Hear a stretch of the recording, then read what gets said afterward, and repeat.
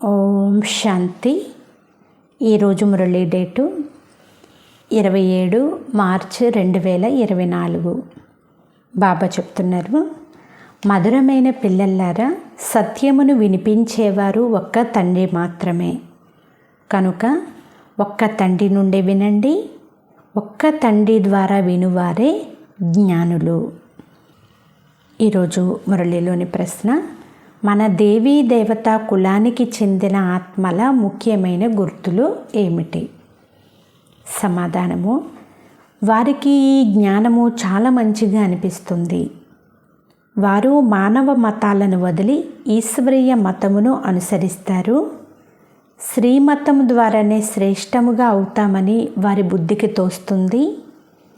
ఇప్పుడు పురుషోత్తమ సంగమయుగం నడుస్తుంది అని, మనమే ఉత్తమ పురుషులుగా అవ్వాలి అనేది వారికి తెలుస్తుంది. ఓం శాంతి. మధురాతి మధురమైన ఆత్మిక పిల్లలు, ఆత్మాభిమానులుగా అవ్వండి. దేహాభిమానం వదిలి స్వయాన్ని ఆత్మగా భావించండి. పరమాత్మ ఒక్కరేనని మీకు తెలుసు. బ్రహ్మను పరమాత్మ అని అనరు. బ్రహ్మ యొక్క 84 జన్మల కథ మీకు తెలుసు. ఇది బ్రహ్మ యొక్క అంతిమ జన్మ. నేను 84 జన్మలు పూర్తి చేసిన ఇతని శరీరంలోనే వస్తానని ఇతనికే చెప్తాను. నీ 84 జన్మలు నీకు తెలియవు అని నేనే నీకు తెలుపుతాను. మొట్టమొదట నీవు దేవీ దేవతగా ఉన్నావు. ఇప్పుడు మళ్ళీ అలా తయారయ్యేందుకు పురుషార్థం చెయ్యాలి. మొదటి జన్మ నుండే పునర్జన్మ ప్రారంభమవుతుంది. ఇప్పుడు నేను వినిపించేదంతా సత్యము అని తండ్రి చెప్తున్నారు. ఇంతవరకు మీరు విన్నదంతా శుద్ధ తప్పు, అంటే అసత్యము. నన్ను సత్యమును సత్యం చెప్పేవాడని అంటారు. నేను సత్య ధర్మమును స్థాపన చేసేందుకు వచ్చాను. సత్యము నాట్యం చేయిస్తుంది అని అంటారు. అనగా సత్యముగా ఉంటే ఖుషీగా నాట్యం చెయ్యండి. ఇది జ్ఞాన నృత్యము. వారు కృష్ణుడు నాట్యం చేసినట్లు, మురళి మ్రోగించినట్లు చూపిస్తారు. అతడు సత్యఖండానికి యజమాని. కానీ అలా వారిని తయారు చేసింది ఎవరు? అది సత్యమైన ఖండము, ఇది అసత్య ఖండము. భారతదేశం సత్యఖండంగా ఉండేది. అప్పుడు ఈ లక్ష్మీనారాయణల రాజ్యం ఉండేది. ఆ సమయంలో మరే ఇతర ఖండము ఉండేది కాదు. స్వర్గము ఎక్కడ ఉందో మానవులకు తెలియదు. ఎవరైనా మరణిస్తే స్వర్గస్థులయ్యారు అని అంటారు.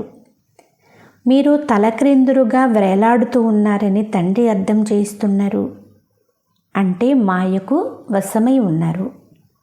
ఇప్పుడు తండ్రి వచ్చి మిమ్మల్ని చక్కగా సరిదిద్దుతారు.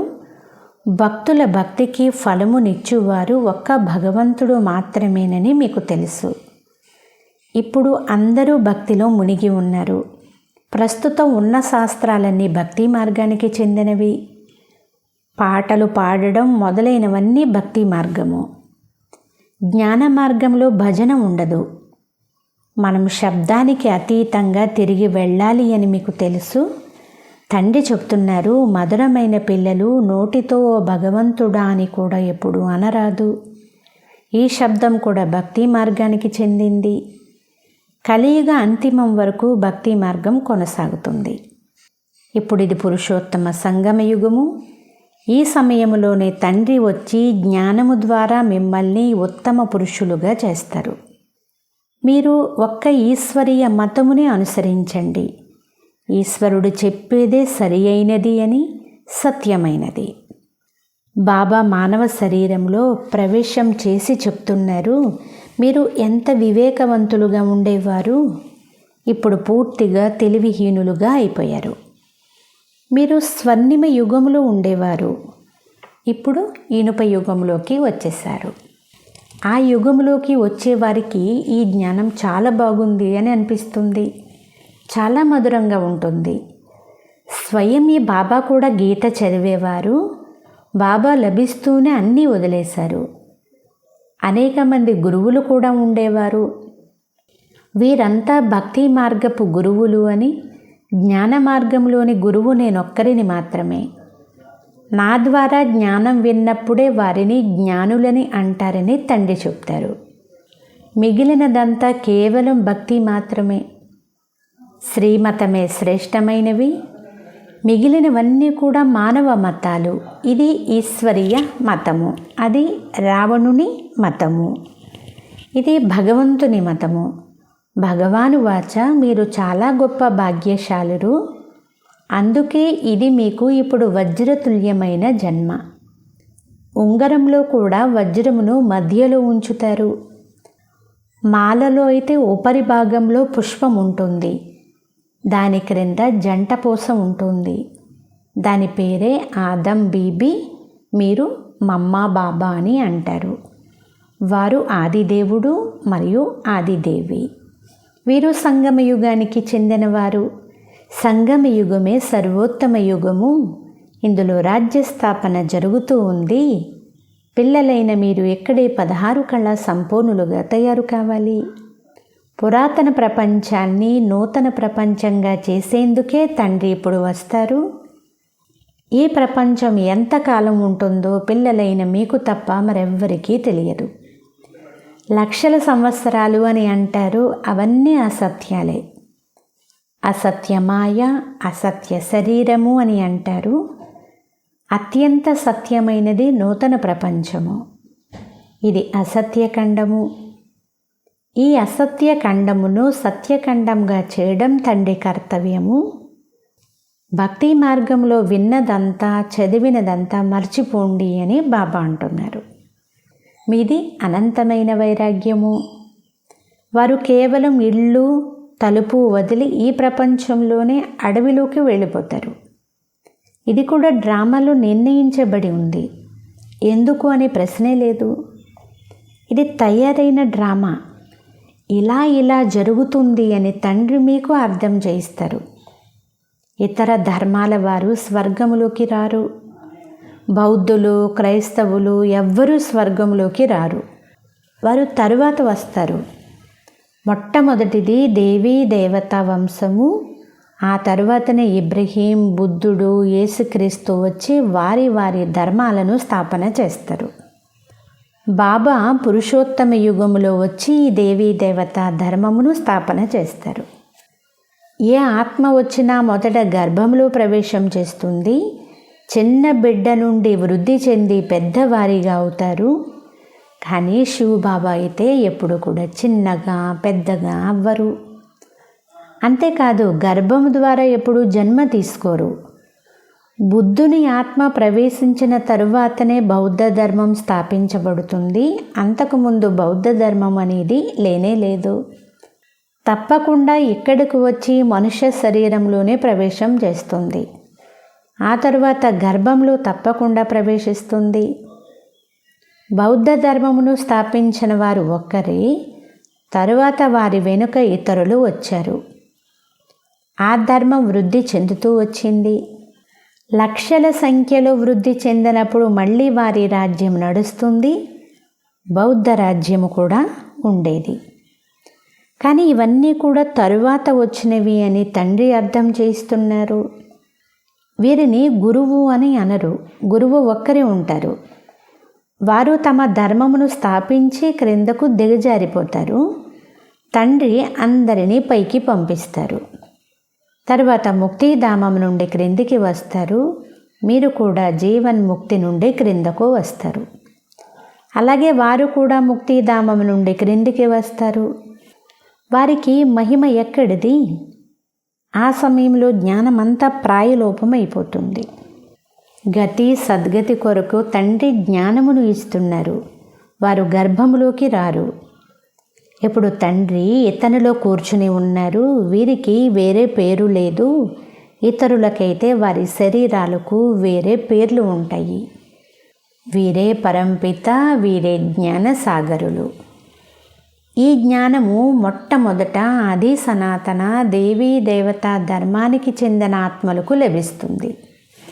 ఎందుకంటే భక్తికి ఫలం మొదట వారికి లభించాలి కదా. భక్తి మొదట మీరే ప్రారంభిస్తారు. కావున దాని ఫలితమును మీకే ఇస్తాను అని బాబా అంటున్నారు. ఇతరులవన్నీ కూడా బైప్లాట్లు అంటే ఉపకథలు. వారికి 84 జన్మలు కూడా లేవు. తండ్రి అర్థం చేయిస్తున్నారు, పిల్లలు ఇప్పుడు మీరు దేహీ అభిమానులుగా అవ్వండి. అక్కడ కూడా ఒక శరీరాన్ని వదిలి మరొకటి తీసుకుంటామనేది అర్థమవుతుంది. అసలు అక్కడ దుఃఖము వికారాల యొక్క ప్రసక్తే లేదు. వికారాలు అంటే అవి ఈ రావణ రాజ్యంలోనే ఉంటాయి. అది నిర్వికారి ప్రపంచము. మీరు అందరికీ అర్థం చేయిస్తారు, అయినా వారు అంగీకరించరు. కల్పం క్రితం వలె ఎవరు అంగీకరిస్తారో వారే కదా పదవిని పొందుతారు. ఎవరు అంగీకరించరో వారు పదవిని పొందలేరు. సత్యయుగంలో అందరూ పవిత్రంగా సుఖశాంతులతో ఉంటారు. సర్వ మనోకామనలు 21 జన్మలకు పూర్తి అవుతాయి. సత్యయుగంలో ఏ కోరిక ఉండదు.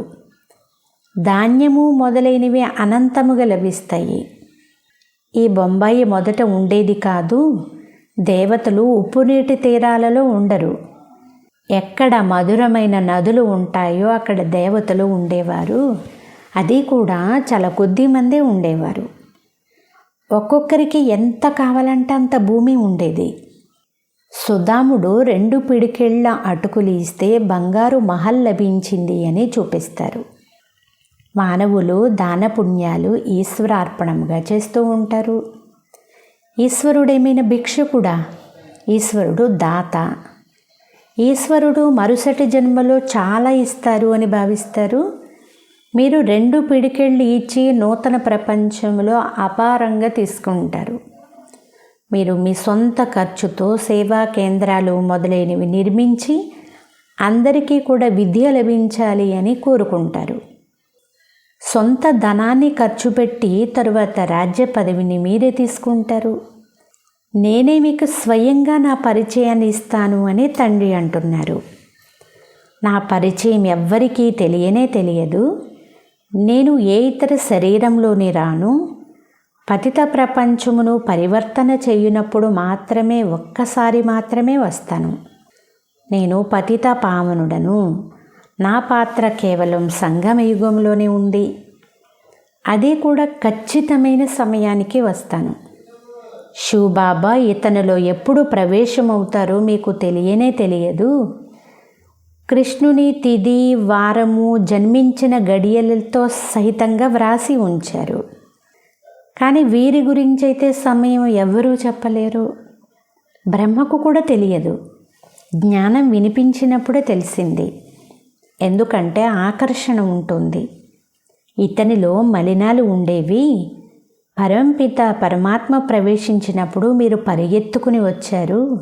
మీరు ఎవ్వరినీ లెక్క చేయలేదు. నేను సంపూర్ణ పవిత్రుడను అని తండ్రి చెప్తున్నారు. ఆత్మలైన మీపైన అనేక మలినాలు ఏర్పడి ఉన్నాయి. మరి అవి ఎలా తొలగిపోవాలి?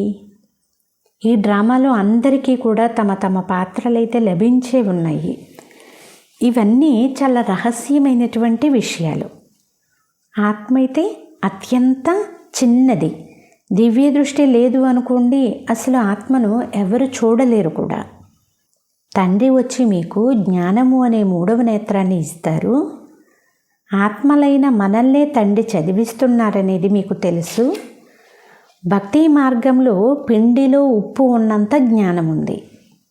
భగవాను వాచ అనే పదము సరి అయినది, కానీ కృష్ణుడు అన్నందువలన అంతా తప్పైపోయింది. మన్మనాభవ అనే పదం సరి అయినది, కానీ దాని అర్థం ఎవ్వరికీ తెలియదు. అలాగే మామేకం అనే పదము సరి అయినదే. ఇది గీతాయుగము. భగవంతుడు ఈ సమయంలోనే ఈ రథములోనే వస్తాడు. కానీ అక్కడ అశ్వాల రథంగా చూపించారు, అంటే గుర్రబండి రథంగా చూపించేశారు. అందులో కృష్ణుణ్ణి కూర్చోబెట్టారు. భగవంతుని ఈ రథం ఎక్కడా, ఆ గుర్రపు బండి ఎక్కడా ఏమాత్రం అర్థం చేసుకోరు. ఇది అనంతమైన తండ్రి ఇల్లు. పిల్లలైన మీ అందరికీ 21 జన్మలకు ఆయురారోగ్య ఐశ్వర్యాలు సంతోషాలను ఇస్తారు. ఇది కూడా అనాది అవినాశిగా తయారవుతూ ఉన్నటువంటి డ్రామా. ఎప్పుడు ప్రారంభమైందో కూడా చెప్పలేము. ఈ చక్రం అయితే గిరగిరా తిరుగుతూనే ఉంటుంది. ఈ సంగమయుగం గురించి యథార్థంగా ఎవరికీ తెలియదు కూడా. ఈ డ్రామా 5000 సంవత్సరాలది అని తండ్రి మనకు అర్థం చేయిస్తున్నారు. సగము సూర్యవంశీ, సగం చంద్రవంశీయులు, అనగా 2500 సంవత్సరాలు. మిగిలిన అర్థంలో అనేక ధర్మాలు. సత్యయుగంలో అయితే నిర్వీకారి ప్రపంచం ఉండేది అని మీకు తెలుసు. మీరిప్పుడు యోగ బలం ద్వారా విశ్వరాజ్యాధికారాన్ని తీసుకుంటారు. క్రైస్తవులు స్వయం భావిస్తారు, మమ్మల్ని ఎవరో ప్రేరేపిస్తున్నారు, వినాశనం కొరకే మేము ఇదంతా చేస్తున్నాము. అంతేకాక మేము తయారు చేసే బాంబులు ఈ ఒక్క ప్రపంచాన్నే కాదు 10 ప్రపంచాలను కూడా సమాప్తం చేస్తాయని వారు చెప్తారు. కానీ తండ్రి చెప్తున్నారు, నేను స్వర్గ స్థాపన చేసేందుకు వచ్చాను అని. పోతే వీరు వినాశనం చేస్తారు. అచ్చా, మధురాతి మధురమైన అపురూపమైన పిల్లలకు మాతాపిత బాబ్దాదాల ప్రియ స్మృతులు మరియు గుడ్ మార్నింగ్. ఆత్మిక పిల్లలకు ఆత్మిక తండ్రి నమస్తే. ఆత్మీయ తండ్రికి ఆత్మీయ పిల్లల యొక్క ప్రియ స్మృతులు, గుడ్ మార్నింగ్ మరియు నమస్తే నమస్తే నమస్తే. ధారణ కొరకు ముఖ్య సారము. ఫస్ట్ పాయింట్, అనంతమైన వైరాగులుగా అయి ఇంతవరకు భక్తి మార్గంలో మీరు ఏదేదైతే చదివారో, ఏమేమి విన్నారో వాటన్నింటినీ మర్చిపోండి. ఒక్క తండ్రి ద్వారా విని వారి శ్రీమతాన్ని అనుసరించి స్వయాన్ని చాలా శ్రేష్టంగా తయారు చేసుకోవాలి. సెకండ్ పాయింట్, తండ్రి ఎలా సంపూర్ణ పవిత్రులో అంత పవిత్రంగా అవ్వాలి. వారికి ఏ మలినాలు అంటవు. డ్రామాలోని పాత్రధారులందరికీ ఖచ్చితమైన పాత్ర లభించింది. ఈ నిగూఢమైన రహస్యాన్ని కూడా అర్థం చేసుకుని ముందుకు నడవాలి. ఈరోజు వరదానము, తండ్రి మరియు వరదాత ఈ డబల్ సంబంధంతో డబల్ ప్రాప్తిని చేసుకునే సదాశక్తిశాలి ఆత్మా భవ. సర్వశక్తులు తండ్రి యొక్క వారసత్వము మరియు వరదాత యొక్క వరదానము. తండ్రి మరియు వరదాత ఈ డబల్ సంబంధం ద్వారా ప్రతి పుత్రునికి ఈ శ్రేష్ట ప్రాప్తి జన్మతోనే లభిస్తుంది. జన్మిస్తూనే తండ్రి బాలకుని నుండి సర్వశక్తులకు యజమానిగా చేసేస్తారు. జతలో వరదాత యొక్క సంబంధం ద్వారా జన్మిస్తూనే మాస్టర్ సర్వశక్తివంతునుగా తయారు చేసి సర్వశక్తివాన్ భవ అనే వరదానమును ఇచ్చేస్తారు. కనుక ఒక్కరి ద్వారా ఈ డబల్ అధికారం లభించినందువలన సదా శక్తిశాలిగా అయిపోతారు. స్లోగన్, దేహము మరియు దేహముతో పాటు పాత స్వభావము, సంస్కారము లేక బలహీనతల నుండి దూరమైపోవడమే విదేహీగా అవ్వడము. అచ్చా, ఈరోజు మనందరి స్నేహి బాబ్దాదా హృదయం పైన రాజ్యము చేసే, తన జీవితము లేక కర్తవ్యము ద్వారా గుణదానం చేసే, సదా విదేహీ స్థితిలో ఉంటూ ట్రస్టీగా అయి, యజ్ఞ రక్షకులుగా అయి, ఇతరులను తయారు చేసే దాది జానకి గారి పుణ్య స్మృతి దినము. వారు 27/3/2020న అవ్యక్త వతనవాసులుగా అయ్యారు. వారి ద్వారా లభించిన అమూల్యమైన శిక్షణలు సదా మన అందరి చెవులలో మారుమ్రోగుతూనే ఉంటాయి. అటువంటి మన ప్రియమైనటువంటి దాది జానకి గారి అమూల్యమైనటువంటి వచనాలు. ఫస్ట్ పాయింట్, మిమ్మల్ని మీరు ఆశీర్వదించుకోవాలి అంటే సూక్ష్మ అభిమానాన్ని పరిశీలించి గుర్తించి దానిని త్వరగా సమాప్తం చేసుకోండి. సెకండ్ పాయింట్, మీ అవస్థను ఎంత అచలముగా అడోలముగా చేసుకోవాలి అంటే సమయము, సంకల్పం కొంచెం కూడా వ్యర్థంగా వెళ్ళకూడదు. థర్డ్ పాయింట్, ప్రపంచం యొక్క దుఃఖాలను, బాధలను దూరం చేసేందుకు అమాయకంగా, మధురముగా అవ్వండి. తల్లి సమానమైన పాలన ఇవ్వండి. ఫోర్త్ పాయింట్, అధికంగా ఆలోచించడం, మాట్లాడడం, చింతించడం వలన శక్తి అయిపోతుంది. సైలెన్స్గా ఉంటే శక్తి జమ అవుతుంది. ఫిఫ్త్ పాయింట్, పరచింతన మరియు ద్వేష దృష్టిని సమాప్తం చేసి స్వచింతన చెయ్యండి మరియు ప్రభు చింతన కూడా చెయ్యండి. సిక్స్త్ పాయింట్, భాగ్యశాలురుగా మరియు బ్లిస్ఫుల్గా అంటే ఆనందముగా ఉండాలి అంటే బాబా నుండి ఆశీర్వాదాలు తీసుకుంటూ నడవండి. సెవెంత్ పాయింట్, ఎవ్వరి తప్పు చిత్తములో ఉండరాదు. అంటే ఎవరి యొక్క నెగిటివ్స్ని, ఎవరి యొక్క తప్పులను కూడా మీ మనస్సులో పెట్టుకోకూడదు. మీ మనసును శుభ్రంగా ఉంచుకుంటే మీరు సుఖంగా ఉండగలుగుతారు. ఎయిత్ పాయింట్, తపస్వీలుగా అయ్యేందుకు త్యాగులుగా అవ్వండి. కొంచెము కూడా కోరిక మరియు ఆసక్తి అనేది ఉండకూడదు. నైన్త్ పాయింట్, మీ స్థితిని శ్రేష్టముగా చేసుకోవాలి అంటే స్మృతిలో ఉండే గుప్త అభ్యాసం చేస్తూ ఉండండి. సాధారణంగా మాట్లాడడం లేక వినే అలవాటు ఉండకూడదు. అంటే నోటి ద్వారా ఎలాంటి అపశబ్దాలు కానీ, సాధారణమైనటువంటి మాటలు కానీ రాకూడదు. ఒకవేళ ఎవరైనా సాధారణ మాటలు, వ్యర్థమైన విషయాలు మాట్లాడుకుంటూ ఉంటే వాటిని వినాలి అనే ఆసక్తి కూడా ఉండకూడదు. అప్పుడే మన స్థితి శ్రేష్టముగా తయారవుతుంది. ఇలా మీ స్థితిని మీరు శ్రేష్టంగా చేసుకోవాలి అంటే వ్యర్థము, సాధారణం అనేవి లేకుండా గుప్తంగా లోపల అభ్యాసం చేస్తూ ఉండండి. 10th పాయింట్, మీ సతోగుణి దృష్టి, వృత్తి ద్వారా పరస్పరంలో సతోగుణి వ్యవహారము ద్వారా మీ సంపూర్ణతను సమీపంగా తీసుకుని రండి. మనసులో ఆలోచనలు సతో ప్రధానంగా ఉండాలి. మనసు లోపల ఎలా ఉంటుందో అదే భావాలు కళ్ళ ద్వారా ఎదుటివారికి అనుభవం అవుతాయి. అందుచేత భావన ఎప్పుడు సతో ప్రధానంగా ఉంటుందో అప్పుడు దృష్టి కూడా సతోగానే ఉంటుంది. ఎప్పుడైతే దృష్టి మరియు వృత్తిని మీరు సతోగుణిగా చేసుకుంటారో తద్వారా ఇతరులతో మీరు వ్యవహారం చేస్తున్నప్పుడు కూడా మీ లోపల ఉన్నటువంటి సతో ప్రధానత ద్వారా మీరు సంపూర్ణ స్థితికి దగ్గరగా వెళ్తూ ఉంటారు. 11th పాయింట్, అంతర్ముఖులుగా అయిపోతే 8 శక్తులు కూడా సఖీ రూపంలో సాతీలుగా, సహయోగులుగా అయిపోతాయి. అచ్చా, ఓం శాంతి.